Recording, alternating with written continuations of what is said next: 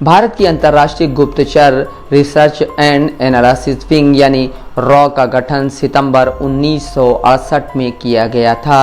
घरेलू व अंतर्राष्ट्रीय विषय संभालने वाली संस्था अन्वेषण ब्यूरो 1962 के भारत चीन युद्ध व 1965 के भारत पाकिस्तान युद्ध में अच्छे प्रकार से कार्य नहीं कर पाई थी, जिसके चलते भारत सरकार को एक ऐसी संस्था की ज़रूरत महसूस हुई जो स्वतंत्र और सक्षम तरीके से काम कर सके। 1968 में जब इंदिरा गांधी ने रॉ बनाया, उसके ठीक बाद दुनिया का पहला आतंकी संगठन मुक्ति वाहिनी बना, जिसने 1 करोड़ शरणार्थी पैदा किए और लाखों लोगों का कत्लेआम करवाया। 16 दिसंबर 1971 को 90,000 पाकिस्तानी सैनिकों को जनरल जगजीत सिंह अरोड़ा ने सरेंडर करवाया और बांग्लादेश वजूद में आया। मुक्ति वाहिनी तो खत्म हो गया, मगर उसके बाद दुनिया में आतंकी संगठन बनने और बनाने का इतिहास शुरू हो गया। दूसरा आतंकी संगठन liberation tigers of Tamil Eelam यानी लिट्टे अस्तित्व में आया, जिसका सर्वेसर्वा प्रभाकरण बना। कहा जाता है कि लिट्टे का ड्राइविंग लाइसेंस पटना से बनता था और मद्रास में वह कार चलाता था। तीसरा संगठन फिलिस्तीनी मुक्ति संगठन यानी PLO बना। फिर अलकायदा, तालिबान, IS बनाया गया। बहुत कम लोगों को यह याद होगा कि बांग्लादेश बनने के दूसरे दिन अमेरिका के अखबार में खालिस्तान का फुल पेज एडवर्टीजमेंट निकला था।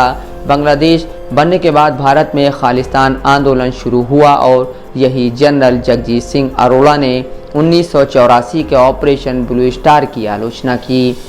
सोवियत संघ ने दूसरे विश्व युद्ध में यूरोप का साथ दिया, मगर 1945 में युद्ध खत्म होने के बाद यूरोप ने 1947 में मॉस्को पर परमाणु बम गिराने की धमकी दी। यही बात रविवार को रूसी विदेश मंत्री लेवरोव ने UNO में दोहराई।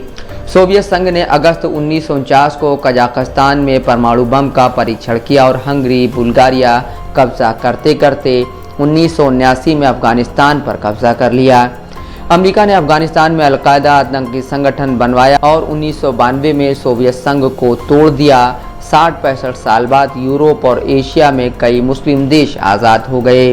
2011 में राष्ट्रपति बराक ओबामा ने आतंकवाद शुरू किया और राष्ट्रपति क्लिंटन के ISIS संगठन को पुनर्जीवित कर दिया, जिसके बाद अरब देशों में आतंक फैला, जिसकी अंत्येष्टि 15 अगस्त 1921 को फॉल ऑफ काबुल से हो गई।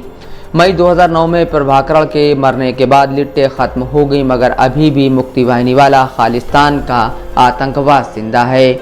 कनाडा प्रकरण की खबर पर जो आतंकी तांडव हो रहा है, उसकी खबर हमारे नए दोस्त अमेरिका ने पिछले महीने कनाडा को दी।